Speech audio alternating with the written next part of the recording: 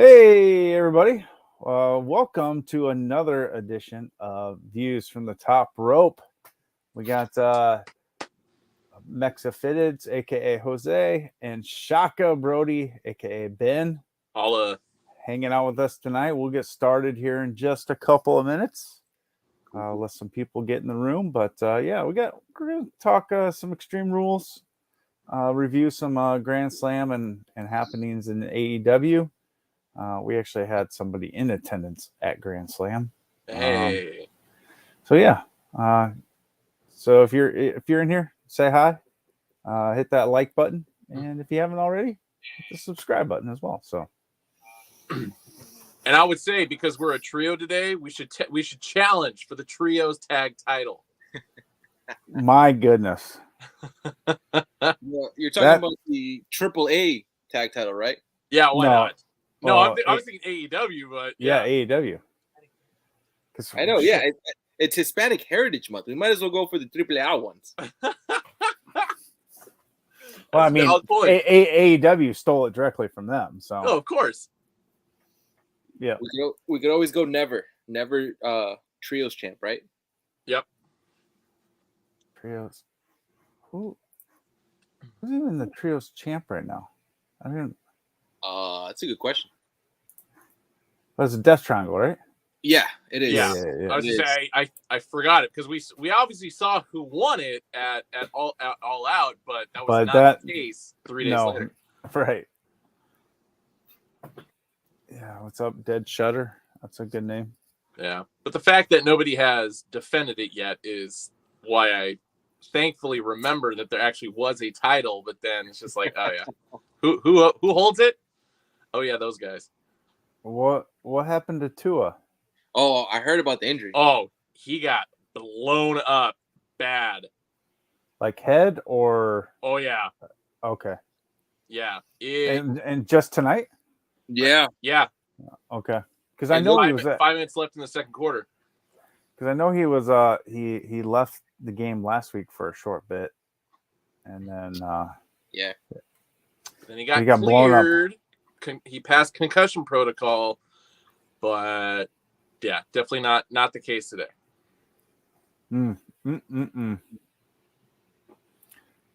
Wow. I want to see it, but I'm not the kind of guy that can go back and watch a highlight of somebody getting injured. It's bad, especially when he got he literally going through a seizure. So his hands were tensed up, his fingers were kind of all over the place. It was holy shit. Good. Yeah. Holy shit. Was it just on a sack or was he running? No, it was on a sack. Oh my god. Yeah. Oh, poor Tua. I should have accepted that trade. I don't know. I picked the Dolphins at +3.5, and they're down by 2 right now. So Teddy Bridgewater is looking decent in replacement right now. So. All right. Well, besides prayers up for Tua, prayers up for everybody else in Central and Southern Florida dealing with the aftermath of Hurricane Ian. If you are watching this or watching this later, hopefully we can provide you a little respite from all of that.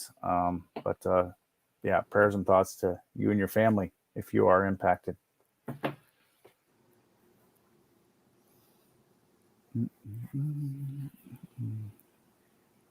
I was gonna wear the mask. I just totally forgot. Well, yeah, you even messaged us saying you were gonna take an hour to pick out the mask. Yeah. Listen, you ask and you shall receive. I will make it happen, people. I mean, if you have one there, I just want to see him. I have a few. Okay. Okay. I just want to see one. You don't need to wear it. Give me let's do Wagner. Let's do Wagner if the mask is on top. Yeah. So I went to the AAA show in New York City last year, and they had official masks for sale. Oh, okay. And so I picked up one from there. Of course, I have some of the bootleg ones. So maybe next time I'll wear the Psychosis with the hair. Oh, I think I've seen that one. But for the purpose of Latin Heritage Month, oh, here we go. Nice. There you go. let's do this. There's no way you make it through the whole show with that on. Oh, you have no idea. You have no idea. I was gonna say you should have kept it more, time sensitive based on the Jericho Bandito match yesterday when Bandito got his face blown up. Oh, and the blood on the mask. Yeah. I know, but I mean, hey, I'm props to Jericho for taking that match. No, totally. And the one thing I was looking forward to was whether or not Bandito was going to take a Judas effect at the end of that match. And it's just like, well, your face is already destroyed. Might as well continue it. If he's taking Andrade's elbow, the Judas effect is nothing. Oh, yeah. Yeah. But I'm taking the Lion Tamer instead. So it's like, all right, that's respectable.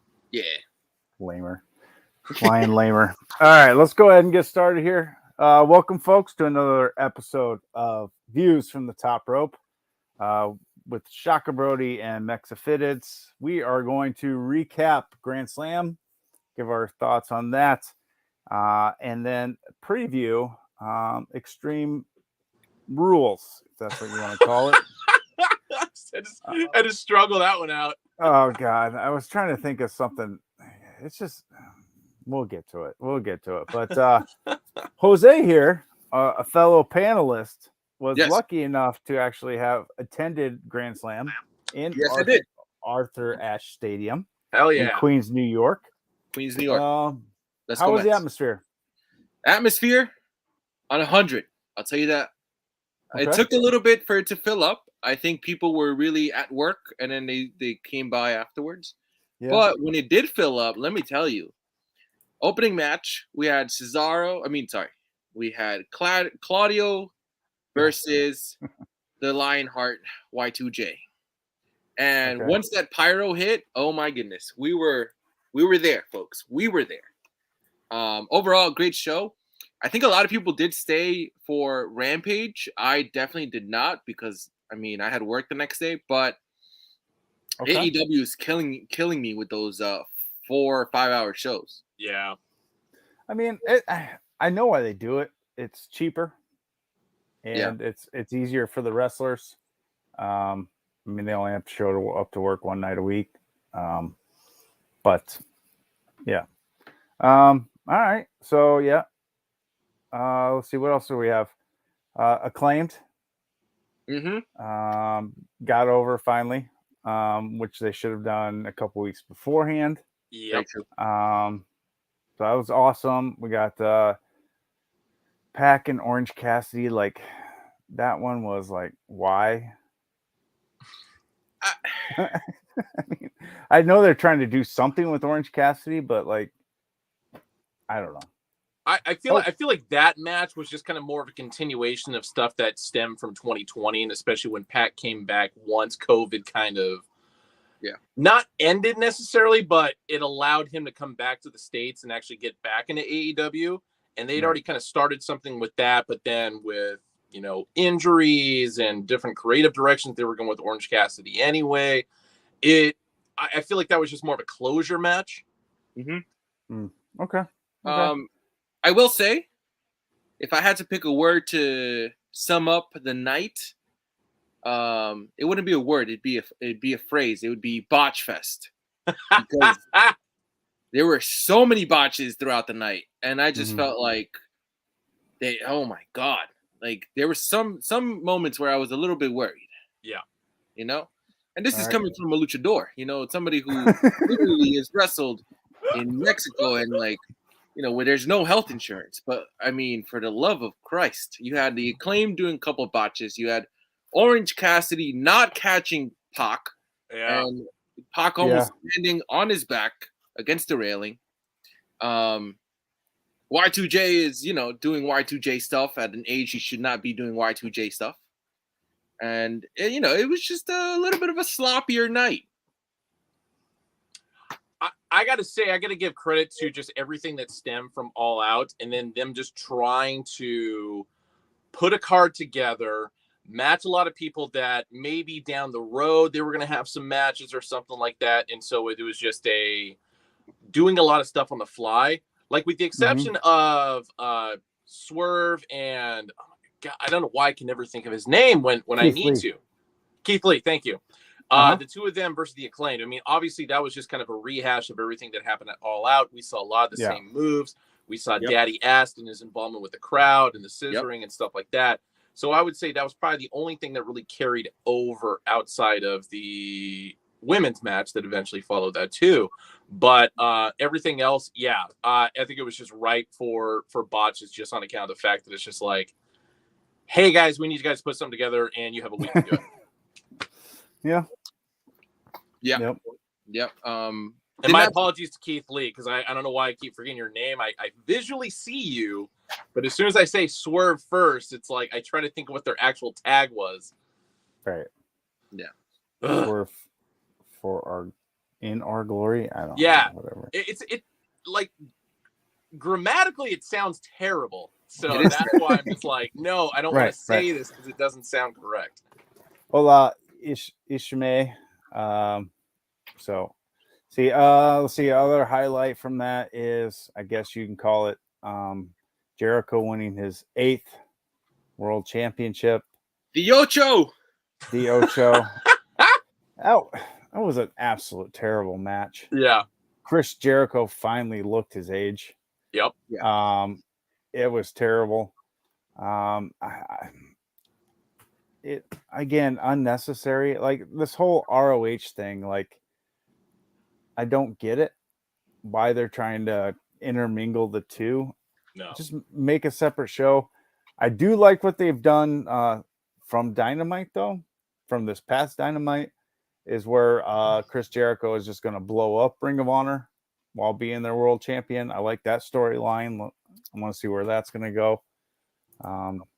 We got another guest here, maybe. Hey, OT Brims is trying to join us. He might be having some technical difficulties, but hopefully he can jump in here for a little commentary. But I don't know. Anything else? Actually, the big match we didn't discuss, the Bryan Danielson versus John Moxley. Sure, that was actually pretty good. It was, but the result was very confusing. What makes you say that? Just because of the fact that when Moxley lost to Punk at All Out, it was kind of expected that he was going to take some time off, go on vacation, which, needless to say, is very deserved. So the fact that, kind of going into what ended up happening between him and Danielson is just like, okay, the expectation there was that Danielson's going to win, Moxley's going to finally get his time off, whatever, we'll catch the storyline back up. But no, Moxley ends up winning. But I guess in that theory, just because of what's going to end up happening with MJF in the not too distant future, it's like that kind of makes sense because it still makes Bryan Danielson look good for the future. I mean, yeah, I agree with all that, but I do get why they gave it back to Mox because he lost it to a guy that just went ape shit.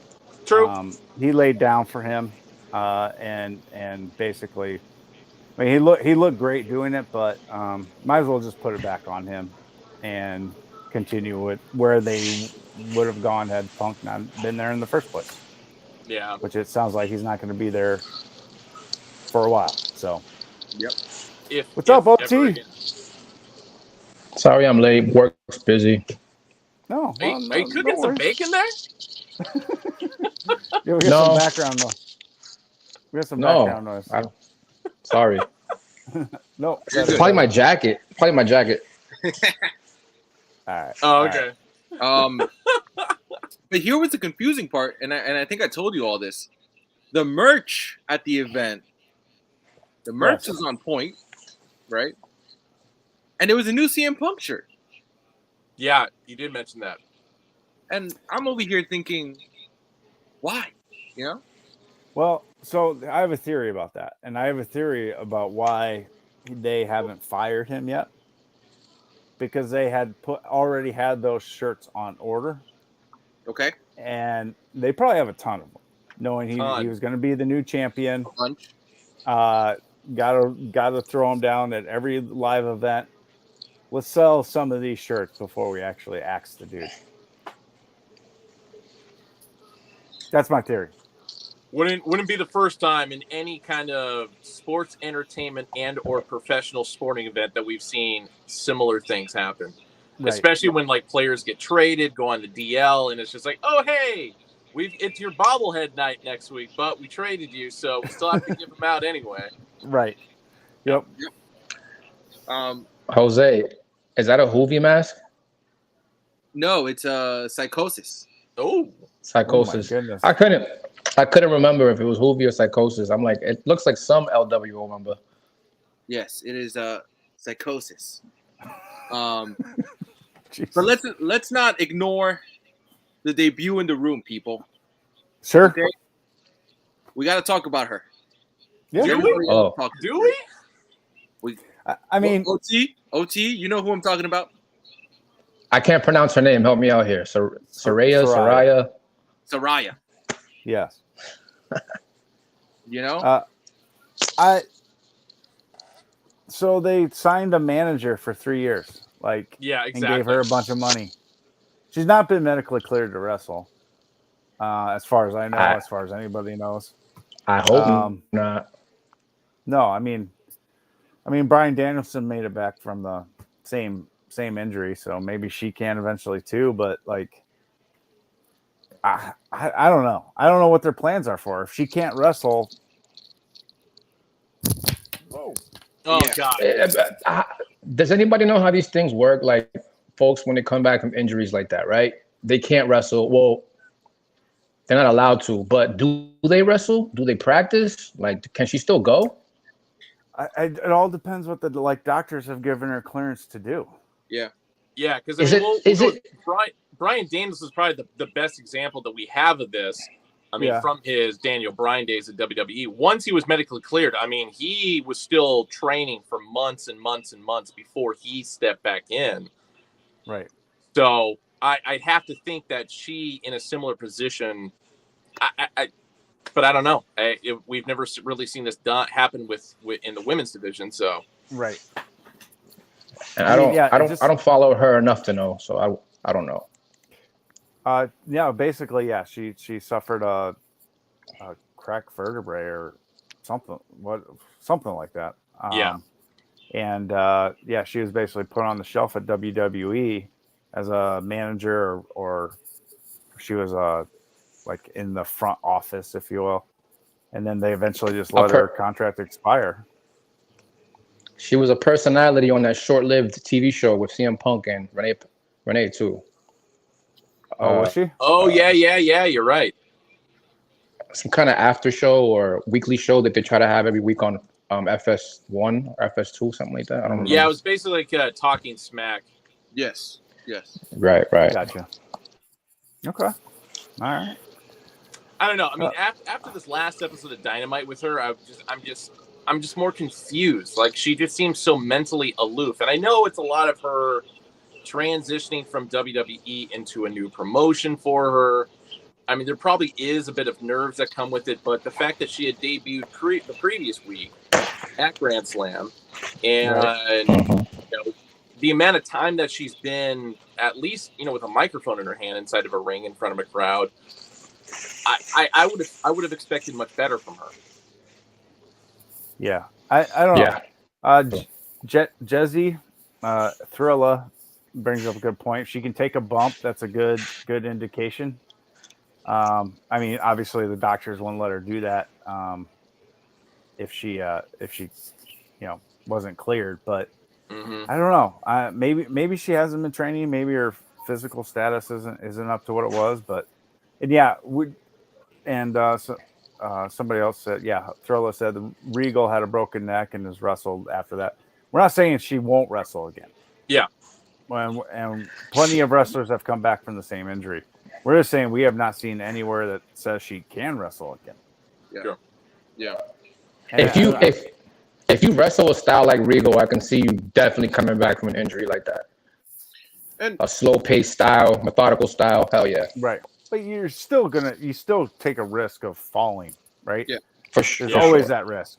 Or some guy, missing a spot and hit you in the back of the neck, or even on a suplex, right? That's where probably most of it.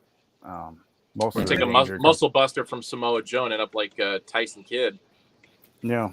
Or El Hijo de Perro Aguayo, he took Ray's move and he just happened to hit the ring apron incorrectly, and that's the worst case scenario. Or like Hayabusa back in the day. So these accidents do happen. I will say she's coming over from overseas, so that style of wrestling is very different. That is very much a regal style of wrestling. Yeah. Boring style of wrestling. That's RIP. Oh, Jason, no. Sport. I don't know. I'm not a huge fan of the European style of wrestling. Like the European uppercut and the just running back and forth and shoulder blocking each other. I don't know. I have a crush. I have a crush on Zack Sabre Jr. style. I love it. It's amazing. It's amazing. He's my favorite wrestler right now, to be honest. I'll tell you what. Zack Sabre Jr. is amazing, just flat out. So I mean, especially from Mike's skills as a heel, like the man will never be a face. Like he is a bona fide shit talking heel, and I love that man for it.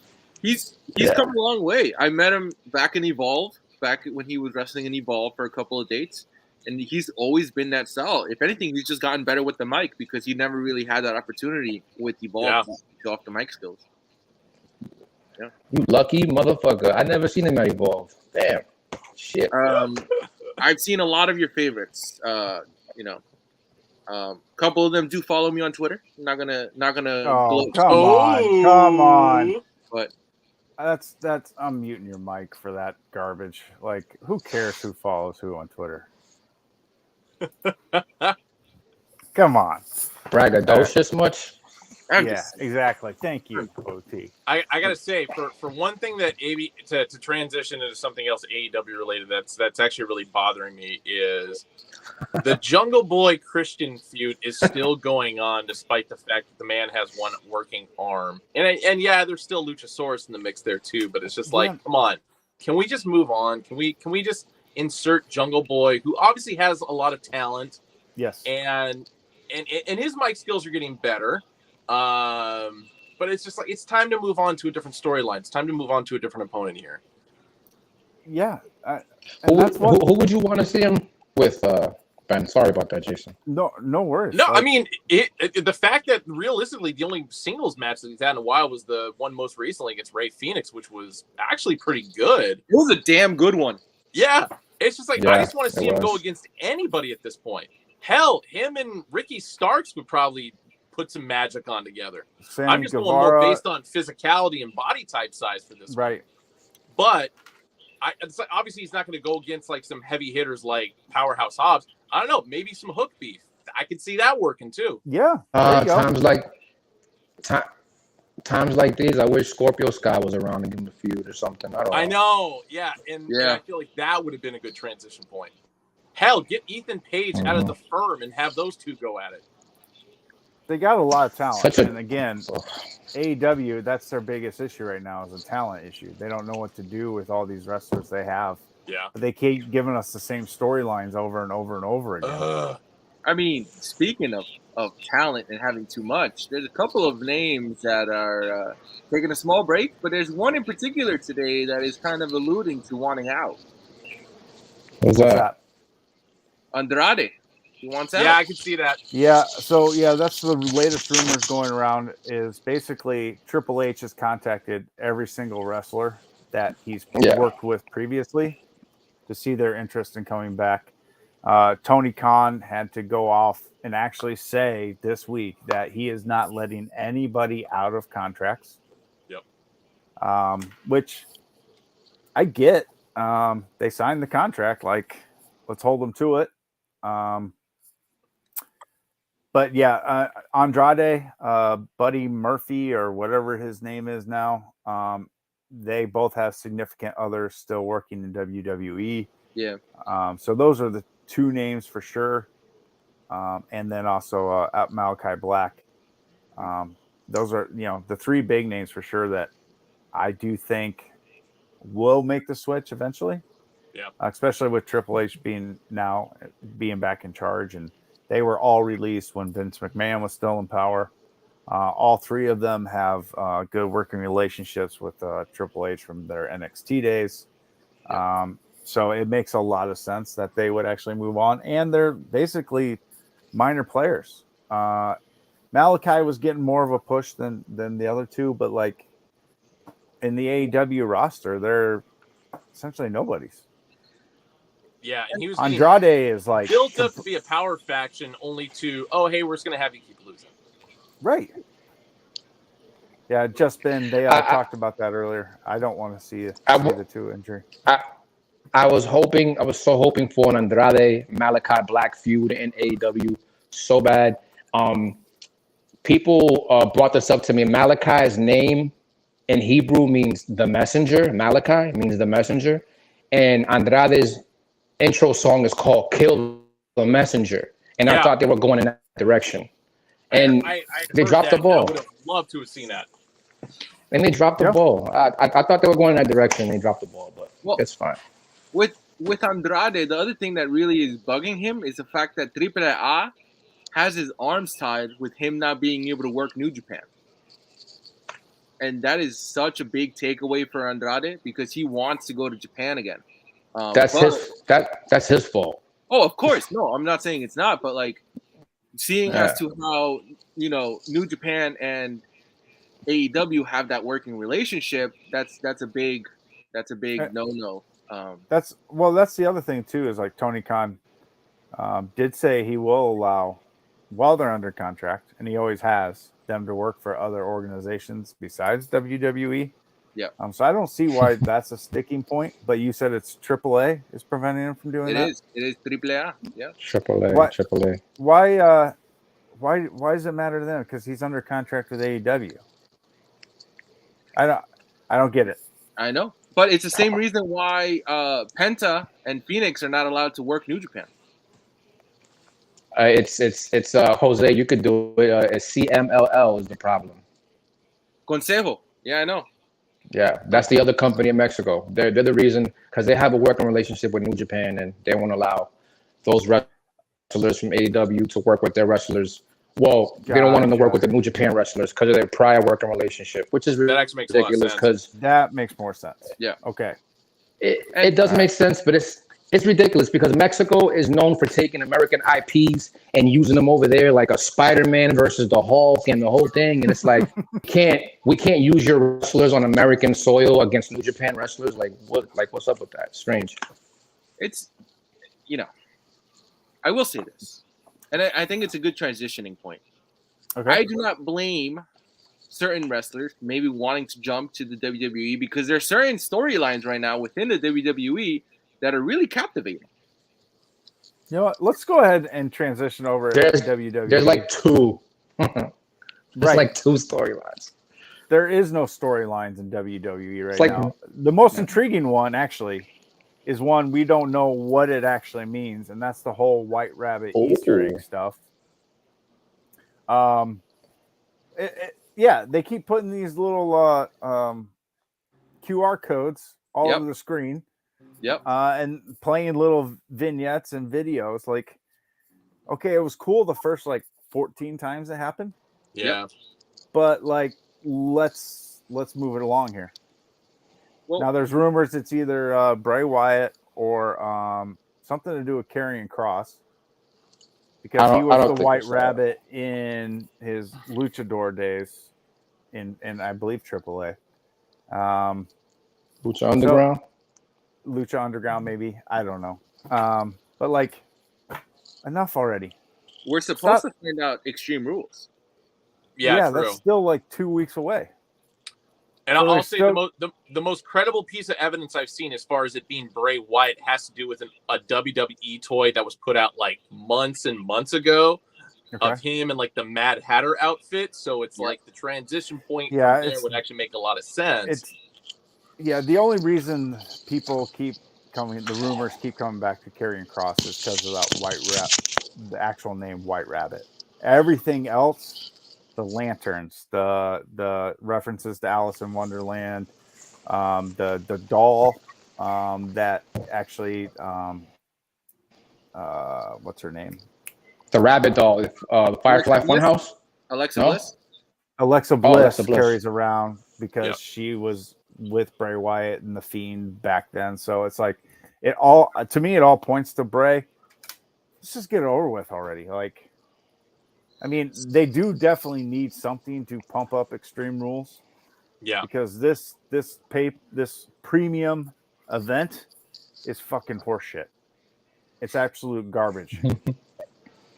I mean, outside of Bayley and Bianca Belair, is there any other decent match that's happening at Extreme Rules that I can't think of right now? Edge. I know Edge is coming back. That we haven't seen yet. No. Edge and Finn Balor. Edge and Finn Balor. We haven't seen yet. Yeah, Edge and Finn Balor we've seen. I mean, Drew McIntyre, Karrion Kross, Seth and Riddle we've seen 15 freaking times. Yep. Yeah. Like, let's move on. Well, I mean, he has Seth freaking Rollins. I was on Seth freaking Rollins. So, anybody know what Roman is set up to do for Extreme Rules? Nothing. Probably win. If No, just win. That's all he's nothing. gonna do. With his new revamped contract, his Hollywood contract, he only has to do like 6 premium events a year. Yep. And Extreme Rules is not one of them. Damn. Which is one of my biggest gripes with WWE right now. What?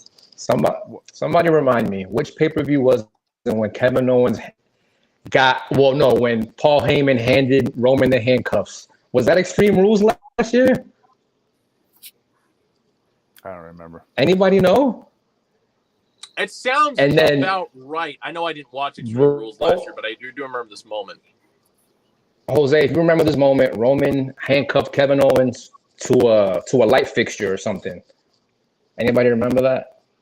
I don't remember. People hated it. People hated it. I think maybe he wrote that in his contract. Do not book me for the show again, so I can have that terrible spot like I did last year. But No, it has more to do with him just not working as much. Yeah. Yeah, Superstar. He basically cut his time to half of what it was before with his new contract. But that's my biggest gripe with WWE right now is like they have the Bloodline have 4 championships. Yep. They only ever show up to one show, if ever.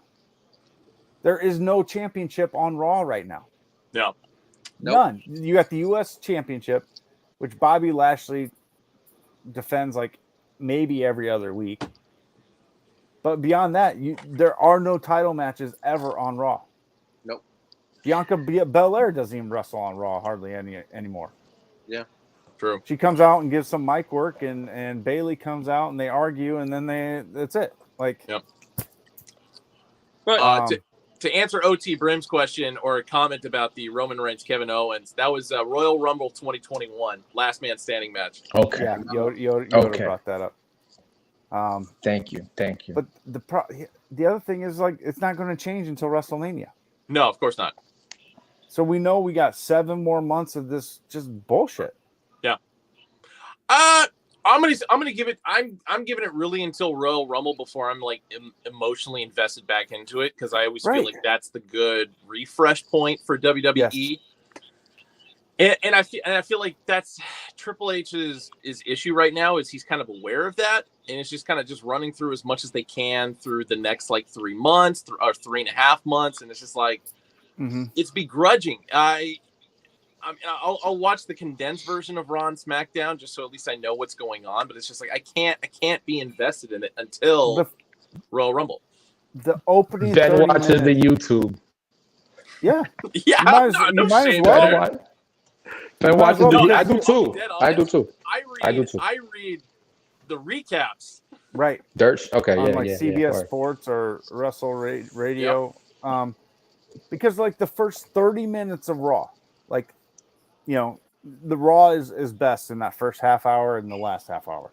Yep. The first 30 minutes of Raw this week was a women's match that didn't mean shit. Correct. Like, what are we doing? Well, we're watching SmackDown to begin with, because that Sami Zayn Bloodline storyline was gold. That's it. That's the only good thing that's going on right now. That's the only good thing, and that's not, and that's arguable. Like, is that even good? Like, what? No, it's great. It's great because it's great, but I just know that we're not going to get anything out of it at the end. It's just going to fizzle out like every other storyline in WWE. You never know. I'm hoping they have KO come to the rescue when they put the beatings on him. That's what I'm hoping for. KO pulling Sami Zayn back out and winning some tag team titles and getting something away from the bloodline. I'm hoping that's what happens, but you know that's not going to happen. Let's be realistic. Go ahead. KO is too busy reforming Panda Express with Johnny Oregano. Okay, he's busy reforming Panda Express. Gargano. That's no nickname or Oregano. What I miss? So when I went to an NXT event and it was still Ciampa and Gargano as a tag team, it was, oh look, it's Johnny Oregano and Tomato Ciampa. Oh, so that just kind of stuck with me. But the fact that Johnny Gargano is back, Candice LeRae is back. Yes. Right? And she has no ring rust whatsoever. None. You know? So there's still a little bit of movement happening. I don't know. Can we get the band back together? I want DIY back together. I'm over DIY. It's like yeah, but on the main roster, give me a run. Give me a 2-month run. Give me a 2-month run. All right, if we're bringing back DIY, we got to bring back the Authors of Pain as well, because those were the only consistently good matches all those guys had together. Where are those guys been? They've been cut, haven't they? Gone. It's long gone. They were doing their own promotion. Oh, yeah, it wasn't Control Your Narrative. I got the 4-1. I got the 411 on them. One of them has a food business in Florida, and he's got a catering service. It's like a healthy eats thing going on, and the other guy is helping him. So they're doing that. Nice. Oh. They're doing nice. Apparently, they're running Wrestling Entertainment Series. It's their new promotion. Why not? All right. Yo, I don't know how these luchadors are able to eat and drink out of this mask. It is so hard. They don't actually wear those all the time. Contrary to is that like whose mask is that? Blue Diamond or somebody? I beg to differ on that one, Jason. You think so? No. So I got a story from the first Double or Nothing in Vegas. So Angie, my wife, who Jason has met. When we checked into the MGM Grand, the guy at the desk was telling a story about how Penta and Rey Fenix had checked in the night before, and they went down to gamble, both wearing their mask still, to the point where security came out, and there was not a scuffle, but there was some dialogue that was going back and forth to the point where it's like, all right, we'll let you do it, but we have they basically got a private table out of it just because of the fact that to cut down on any possibility of cheating. And it's just like, anybody who says kayfabe is dead, fuck you. Well, no. Now, I do know they will wear them out in public. Yes. But, they will take them off, when they get home. Oh, yeah. They're not watching TV, taking a bath in their masks. Yeah. I mean, if they are going out in public, obviously going to a casino in Vegas is a public appearance. They will wear them then for sure. Yeah. Plus, they wanted to raise the scene. Of course, drum up some promotion for the show. Why not?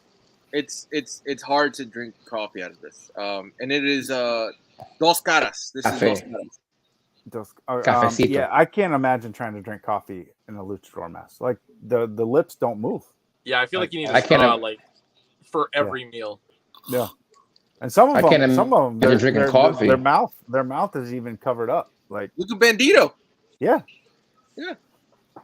You know? Yeah, he's definitely not eating or drinking. So, but getting back to Extreme Rules, I'm going to dub it Extreme Boredom. Every single one of these no disqualification matches has a fun name, if you will. You got the I Quit match, the good old fashioned Donnybrook. You got a strap match, a fight pit match, and an Extreme Rules match. I mean, all we're missing is the Four Corners flag match between John Cena and Rusev to tie it all together. It's only 6 matches. Like, and the only belts up for grab are the women's SmackDown Women's and Raw Women's Championship. God damn it! No tag team, no US, no Intercontinental, no. I'm sorry, anything. But your girl Liv Morgan is super forgettable. I had to remember who the women's champion was for that brand. Right. I mean, so I think Ronda's finally going to win that one back, but like, yeah, exactly. Boring. Pass. Boring. Jose, go ahead. Sorry, John. Jason, sorry. I was just going to say the most exciting match on this whole card is probably Riddle and Rollins for the 16th time, only because it's in a fight pit, which I've actually never seen because I don't watch a lot of NXT. I think the last fight pit match that was in WWE probably involved Ken Shamrock way back in the day. Yeah, maybe. I don't even remember that. So we're not including those super goofy Raw episodes when they had those fight pit things with Shane McMahon like a couple years back. Those that was completely different. So that was Fight Club. That was Fight Club. Fight Club, Fight Pit, whatever. Fight Pit is basically a steel cage match with a walk pathway along the top that they can walk on.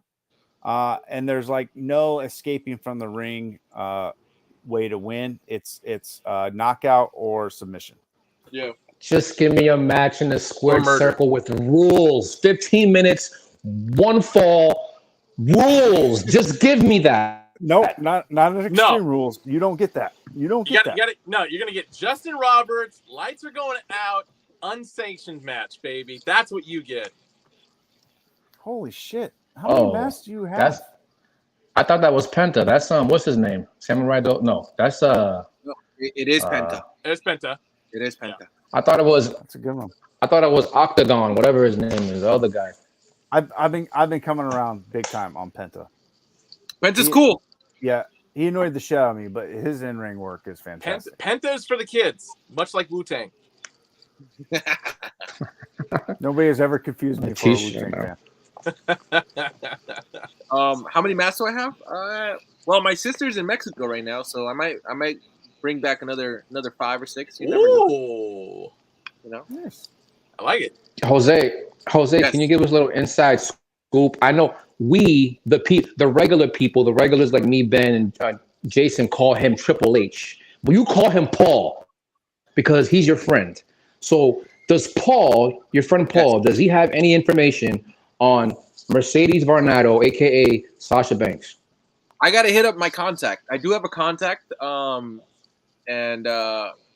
he's one of my fraternity brothers. This is I am not shitting you either. Like he hit me up. He was like, "Hey, do you watch the show?" And I was like, do I?" But as of right now, no. But I mean, Triple H kind of said this in an interview, right? I'm sorry, Paul. Paul said this in an interview. He was like, she is such a well-rounded talent right now that she will come back when she wants to come back, right? She has so many things going for her. Literally, she has so many things going for her. She is the Sasha Banks. So I don't know. I think when she comes around, you sure your fraternity friend isn't her publicist? By God. Nah, he's cool. He was working under one of the main heads. That's all I'm gonna say. I don't want to get him in trouble. But all right.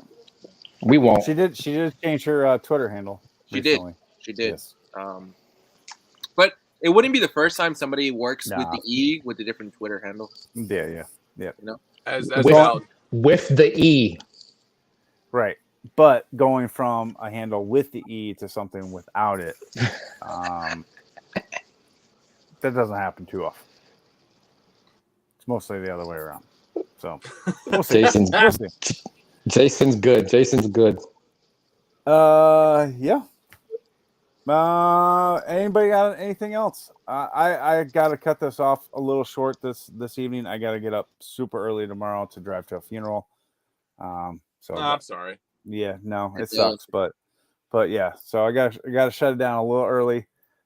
Is there any redeemable matches or storylines or anything you guys are following right now that you're looking forward to down the road? Yes. What? Please give me. I'm something. looking for. I'm a New Japan guy. I'm looking forward to Wrestle Kingdom. Oh. That's it. I'm looking forward to Wrestle Kingdom. Yeah. I'm looking forward. I enjoyed the Juice Robinson match this week. Yeah. I'm looking forward to that. Okay. free agent Juice Robinson at that. Free Oh, yeah. agent Free Juice agent. Robinson. As Yes. a win. Last week, I He's think. no longer- Recently. He's no longer under New Japan. That makes me sad inside because he was so amazing in New Japan. And Oh. but at the same time, if he gets back, well, him come back to the States to be with his wife, Toni Storm, luckiest guy on the planet. Yeah.